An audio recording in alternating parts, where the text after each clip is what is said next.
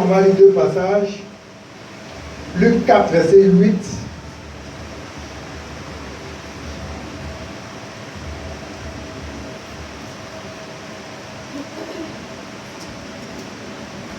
Bon, il y a une bonne nouvelle aussi à vous annoncer tout à l'heure. 8.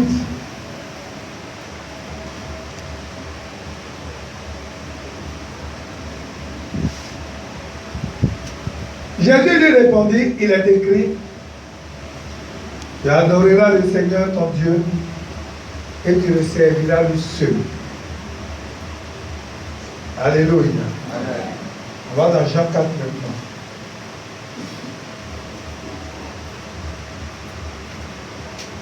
Avec 4. Mais l'heure vient et elle a déjà venu où les vrais adorateurs adoreront le Père en esprit et en vérité. Car ce sont là les adorateurs que le Père demande. Dieu est esprit. Et il faut que ceux qui l'adorent en esprit et en vérité. Voilà. Donc voilà que nous allons voir ce matin la louange et l'adoration. Donc pour ceux qui prennent note, vous pouvez dire que la louange et l'adoration sont deux manières de rendre hommage à Dieu notre Père. Donc la louange et l'adoration sont deux manières de rendre hommage à Dieu notre Père.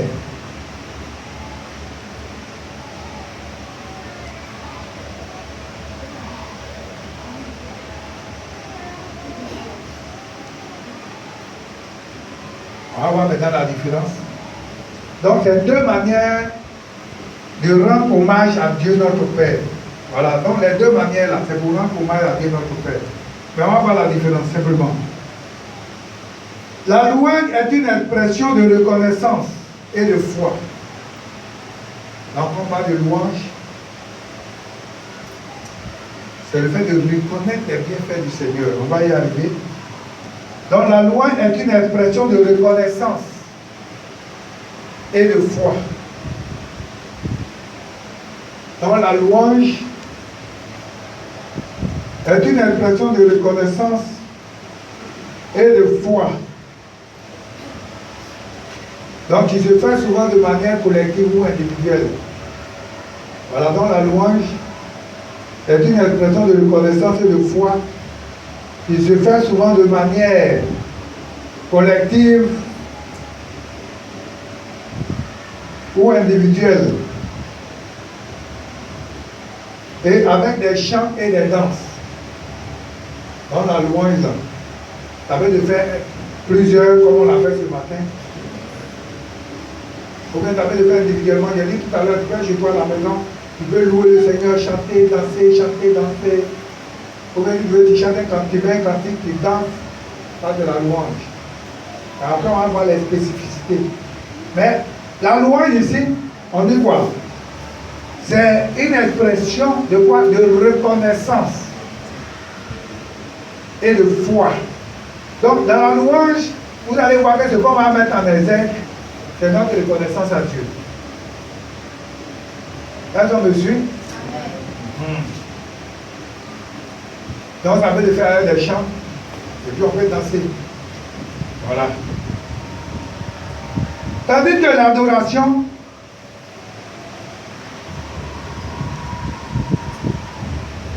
donc l'adoration est une attitude de quoi? De cœur. Une attitude de cœur. Une attitude de cœur. Et une obéissance qui se fait dans un sentiment de crainte et d'amour. Un sentiment de crainte et d'amour pour Dieu. Pour ce qu'il est. Donc ici, ce qu'on met en exergue, c'est ce que Dieu est. L'autre côté là-bas, c'est un temps de reconnaissance. Donc là-bas, on va mettre en exergue ce que Dieu a fait pour nous. Donc les chansons de la louange, c'est des chansons qui mettent en exergue La reconnaissance. Ce que Dieu a fait. On met en exergue ce que Dieu est. Et non ce qu'il fait. Donc l'adoration, sinon la louange, ce que Dieu fait. Dieu a fait pour nous là. C'est quand on chante. Ce que Dieu fait. Tandis que l'adoration, c'est que Dieu est. Voici la différence. Simplement. Souvent on parle de quand on chante, on fait l'adoration. Seigneur Jésus. On parle de quand on chante doucement là. Là c'est l'adoration. Quand c'est chaud, c'est louange. Non. Dans les cantiques là, quand on chante ce que Dieu a fait pour nous, c'est qu'on entend le louer. Si on dit Seigneur, tu es grand, tu es fidèle, tu es amour, tu es un Dieu véritable, tu es un Dieu tout puissant, on entend les faire l'adoration. Est-ce qu'on me suit? C'est la différence, hein? Pourquoi on parle quand on chante doucement, c'est l'adoration. Quand on chante fort, tam-tam, on joue batterie, c'est louange, non. Quand on dit louange là, tant qu'on n'a pas joué batterie, on n'a pas joué tam-tam, c'est qu'on n'a pas fait louange. C'est que vous n'avez rien compris. Dans la parole d'aujourd'hui là, il faut comprendre ça comme ça. L'adoration, c'est que le Seigneur est. La louange, ce que le Seigneur fait. Qu'est-ce que le Seigneur a fait pour nous? Et vous allez voir que quand on va rentrer dans les temps, vous allez voir qu'il y a les cantiques qui se rejoignent. On peut commencer par les bienfaits du Seigneur et puis on peut commencer par ce qu'il fait. Allez, vous comprenez? Quand il y a les cantiques, quand il prend par un cantique,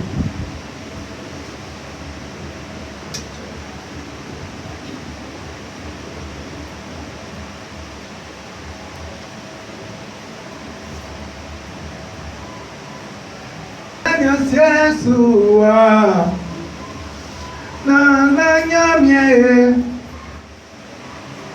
Papini Osema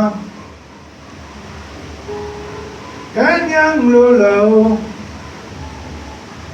Kenyang Yesua Nana Nyamye Papini Osema Jésus a fait ma oh yeah.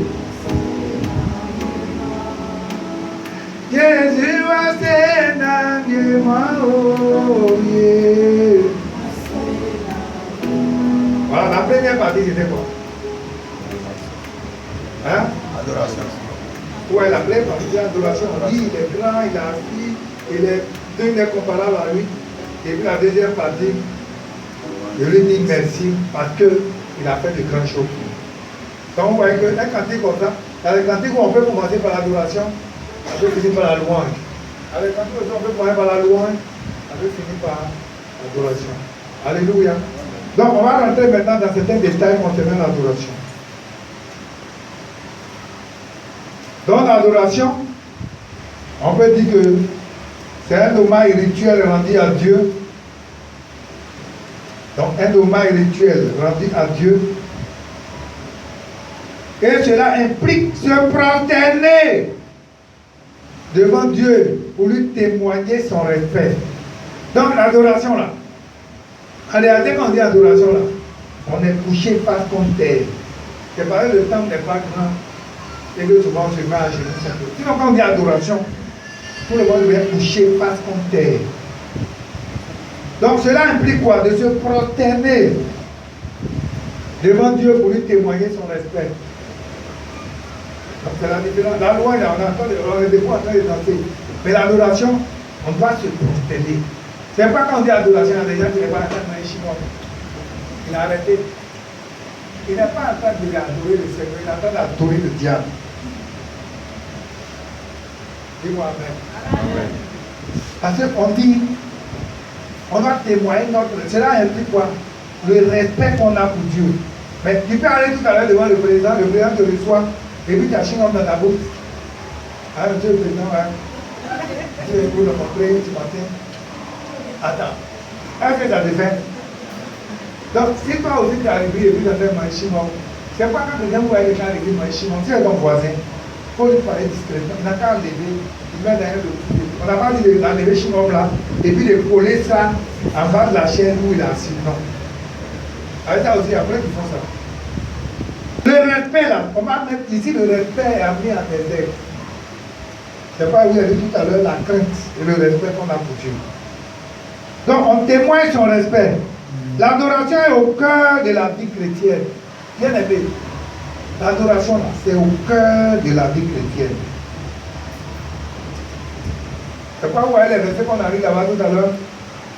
Elle consiste à se donner complètement en toute vérité et fidélité à Dieu. C'est quoi on dit qu'il adore, va l'adorer en esprit et en vérité. Tout à l'heure, si quelqu'un fait Maïchimon, vous n'êtes pas en train d'adorer le Seigneur en vérité. Comme il y a d'adoration, et puis quelqu'un est assis. Il est là, il regarde les gens. Les gens font de l'adoration, il est là. Les gens font quoi même? Il n'est pas en train d'adorer le Seigneur. Parce que tu vas être connecté, tu te dis, mais tiens, c'est un Dieu grand. Lui, là, ce qu'il fait pour moi, aucun homme ne peut le faire. Il est trop grand.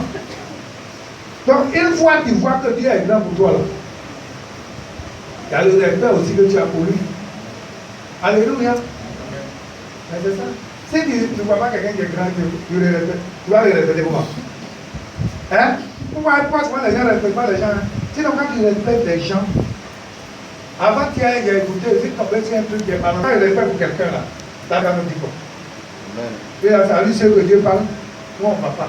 Parce que bien les gens, on se met à un niveau où on se dit, Dieu nous parle nous tous. Pourquoi lui, on va l'écouter? Bien aimé, ça là, ça commence à être un danger. C'est pas que nous devons faire attention. Il dit ici, là, le respect. Le respect qu'on a pour Dieu, là. Donc, Dieu, pour lui témoigner notre respect. Donc, l'adoration, là, c'est au cœur de la vie chrétienne. Elle consiste à devenir complètement, en quoi? En toute fois, vérité. Allez, c'est pas faire un truc à peu près. Plusieurs, il dit à Dieu qu'il est grand. Donc, il ne faut pas le dire du bout des lèvres. Il faut que tu confesses que réellement ton Dieu, là, il est un Dieu grand. Il est un Dieu fidèle. Moi, mon WhatsApp, là, il voit sur mon WhatsApp. En esprit et en vérité. Comment est-ce qu'on peut adorer Dieu en esprit et en vérité? On a dit que l'adoration se fait en se prosternant. Comment adorer Dieu en esprit et en vérité?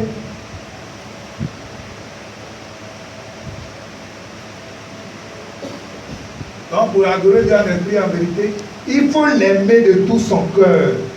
Bien aimé, la première chose, c'est ça, ça veut pas dire le commandement de Dieu.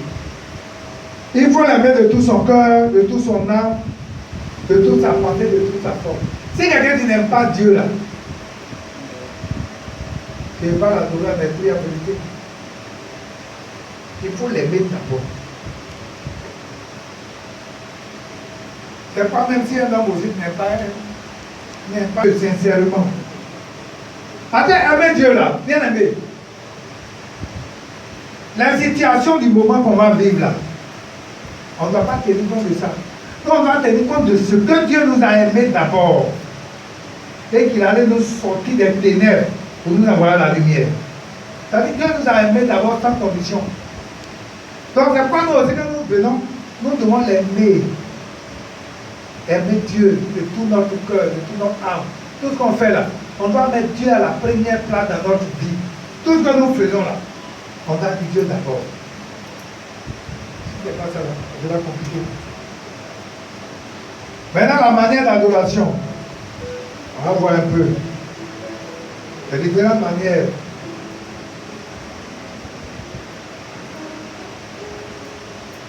Donc, on peut adorer Dieu en priant, avec sincérité et honnêteté, en se contentant sur ce que Dieu est. C'est-à-dire sa grandeur. Donc, en priant là, ou bien en adorant, il faut que on met en exergue la grandeur de Dieu. Dieu n'est pas comme les autres dieux, les petits D là. C'est pas ça qu'il écrit souvent les messages sur la plateforme. Quand vous écrivez Dieu avec petit D, c'est comme si vous êtes en train d'insulter Dieu. Dieu s'écrit toujours avec grand D. Les dieux égyptiens, on peut les écrire avec petit D. Si tu as un Dieu dans ta famille là-bas que vous adorez, faut écrire ça avec petit d. Mais le Dieu que nous adorons là, le Dieu Yahweh, le Dieu fidèle, le Dieu unique, il écrit toujours avec grand D. Alléluia. Donc, le premier point, la première manière d'adorer le Seigneur, c'est soit en priant, avec sincérité et honnêteté, en se contentant de ce que Dieu est. Deuxième élément, en méditant la parole, donc méditer régulièrement la parole de Dieu, la Bible pour mieux quoi? Pour mieux connaître ce que Dieu est et sa volonté. C'est pourquoi on veut le méditer. Pas tellement ne médite pas là.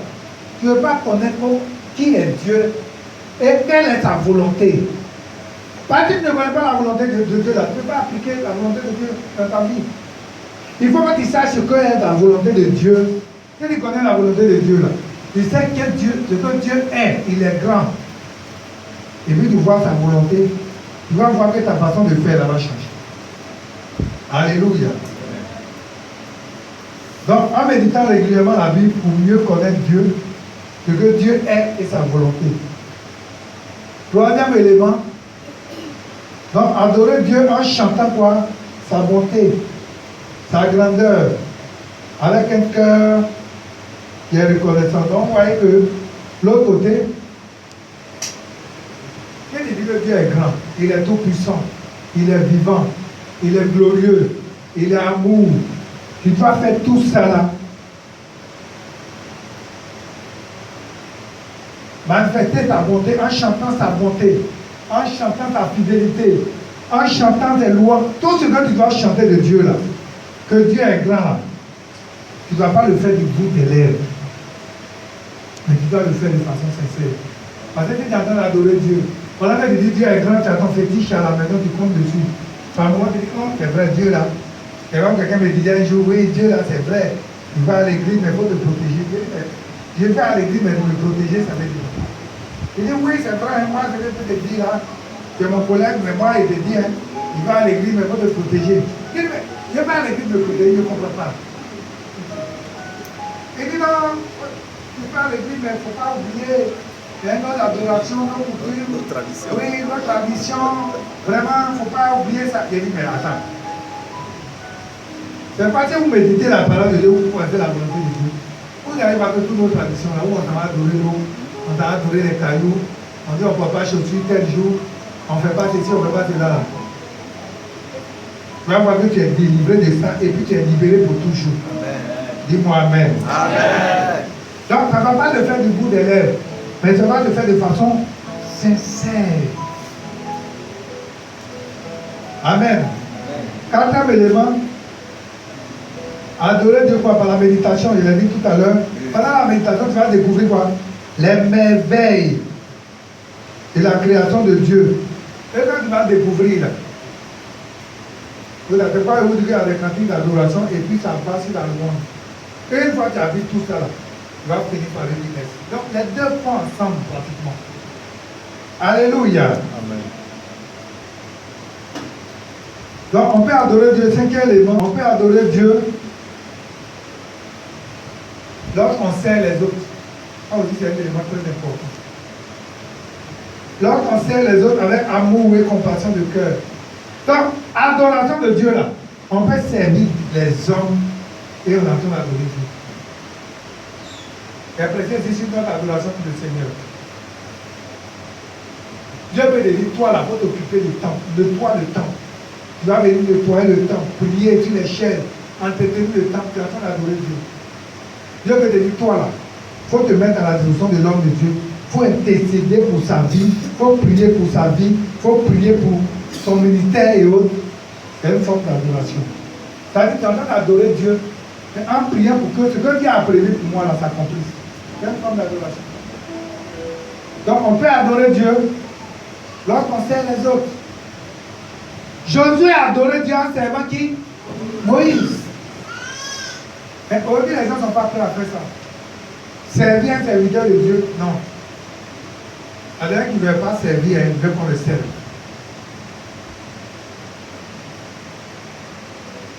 Il va se lever le matin et puis on commence à le servir. Sans qu'eux-mêmes l'aient servi. Regardez David. David a servi Saül.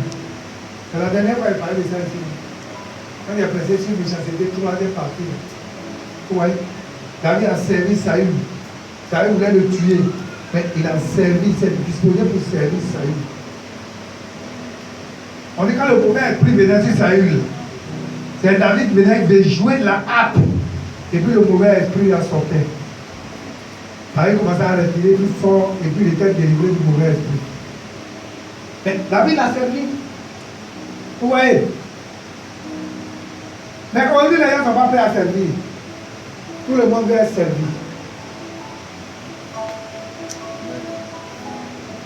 Sauvé pour servir. On est sauvé, c'est pour servir. Alléluia. Donc c'est très important. Bien aimé, tant qu'on n'a pas compris, on doit adorer le Seigneur au travers de la vie des gens. On peut servir des gens. Et servir les gens, on entend adorer le Seigneur. Regardez tous les autour du Seigneur Jésus. La Bible dit qu'il y avait une équipe qui était autour du Seigneur Jésus. Il y avait des femmes qui étaient disposées. Marie de Magdala, on dit qu'elle a été délivrée des démons. Elle est servie au service du Seigneur. Jusqu'à quand le Seigneur a été crucifié, il a été ressuscité là. C'est la première femme que Jésus a rencontrée. Vous voyez une femme, elle a compris d'où elle était. C'est ça aussi qui est important. Parce que dans la vie là, tant que tu n'as pas compris d'où tu viens là, il sera difficile quand tu te disposes à servir Dieu.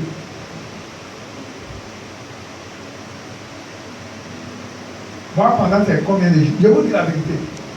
La vie chrétienne là, c'est comme l'escalier. Il faut aller après la troisième marche. Il faut aller après la quatrième marche. Et puis tu arrives en haut. Et puis tu tires ceux qui sont en bas pour te suivre. Et puis quand tu as la première marche, et puis là, il va partir là, quand il arrive à la quatrième marche, c'est là que tu as les mains pour les tirer pour venir en bas. C'est qu'il y a un problème. C'est quoi les trois, les quelques jours là? Je vous dis, celui qui veut bien, je ne prie personne. Mais moi, je vous demande pas. Parce que là, des délivrants, pour que quelqu'un sorte des liens de l'adoration satanique. Christ a payé, mais sortons nous-mêmes de l'adoration satanique. Parce que si nous avons des positions qui adorent Satan, qui tombent là, pour que nous-mêmes on puisse tirer les gens avec nous, pour que l'église aille de l'avant. L'église va aller de l'avant. C'est quoi le fait de l'avant? Parce que Dieu veut changer l'image de l'église. Voilà. Moi, j'ai dit l'église, même s'il y a 10 personnes, je vais partir avec 10 personnes. Et 10 personnes qui savent qui est Jésus. Tu as envie de connaître Jésus à fond. Tu as envie de progresser avec Jésus. C'est pas tous les messages que je prêche. Qui a compris? Il y a des messages comme des méchancetés. Et tu as compris que tu enlèves la méchanceté de ton cœur. Tu commences à manifester la compris. Voilà, vous mettez par les idées. Les gens ne vont pas. Vous mettez ça, les gens ne voient pas. C'est qui quitte notre cœur. Il va commencer à manifester la vie. La Bible dit dans Romains 5:5. Qui connaît ce verset-là? 5:5, je vais faire taper avec toi. 5:5. Romains 5:5. École de dimanche. École de jour. Ça, la fille de la façon, là, ils vont trouver ça. Romains 5:5. L'amour de Dieu est répandu dans nos cœurs. Le Saint-Esprit qui nous a été donné. Ça veut dire que quand tu as reçu le Saint-Esprit, là, ça veut dire qu'il y a l'amour dans ton cœur. Tu dois plus être méchant. Vous voyez, si quelqu'un manifeste l'amour, vous voyez le voisin de l'amour, c'est quoi de la joie? Mais si quelqu'un commence à manifester la joie dans sa maison, ça attire la paix. Quand vous voyez une maison, il n'y a pas de paix, il y a la méchanceté. Créer des conditions pour qu'il y ait la joie. Ça là. Si vous créez les conditions pour qu'il y ait la joie, si ça attire la paix automatiquement, quelle que soit la situation qu'on vit là, on est patient. On sait que le Seigneur va changer. C'est pourquoi vous dire tout à l'heure, si le Seigneur a 500 francs, il faut être patient, il faut te dire que où il va là le soir, ça sera bon. Et tout ça va commencer à manifester la bonté, la bienveillance, la fidélité, la douceur. Et par la douceur, on ne sait plus par là. Dans une maison, on ne va plus parler que par là. Par là. Allez, douceur. Allez. C'est pourquoi il y a mis ça chez les femmes. Il faut qu'elles voient. On On dirait qu'il y a des femmes qui ne comprennent pas. On va te passer. Ah, tu dois vivre.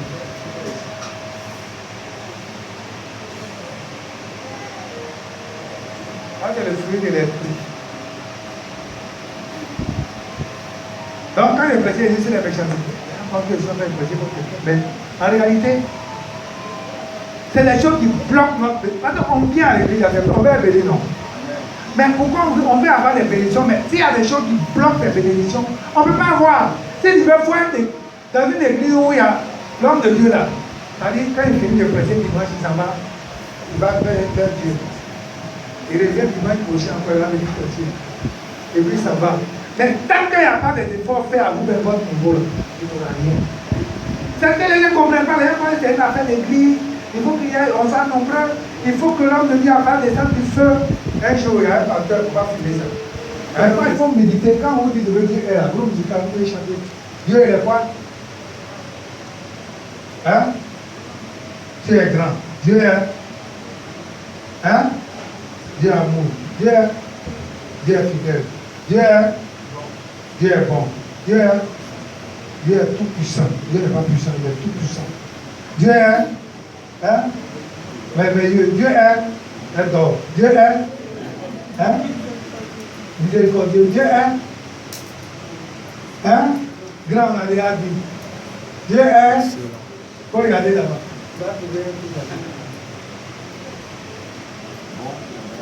Dieu est Dieu de paix. Shalom. Ouais. Faut la faire la nommer, faut t'appeler aux enfants Shalom.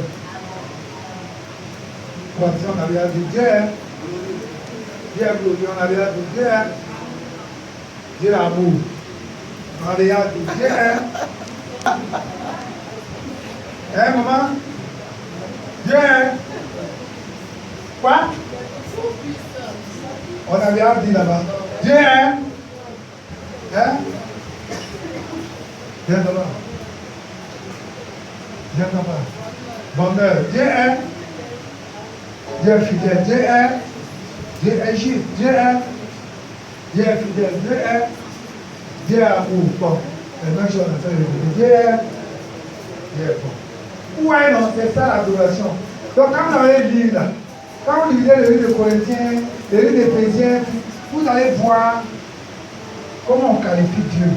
Donc, en temps normal là, c'est qu'il y a tout ça là, au moins tu es couché en train d'adorer le Seigneur, c'est tout ça que tu dis.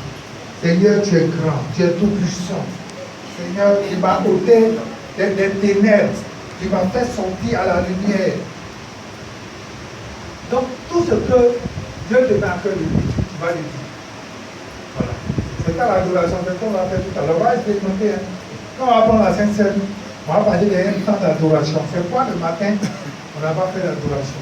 C'est quoi le matin, venez-toi à l'église pour pouvoir adorer le Seigneur. Les gens ne viennent pas tôt. C'est-à-dire quand ils viennent, on a bien fait louange, on a bien fait adoration. Tous les matins, il faut venir dire ce que Dieu est. Donc tous les matins, il faut dire ce que Dieu là, il est trop puissant. Il est merveilleux, il est amour, il est fidèle, il est glorieux, il est compatissant. Dieu est lent à la colère, il est miséricordieux. C'est tout ça. Maintenant, quand on va voir l'adoration, la louange, là-bas tu vas dire tout ce qu'il a fait pour toi. S'il a donné Marie, tu vas lui dire merci. S'il a donné nourriture, tu vas lui dire merci. Voilà.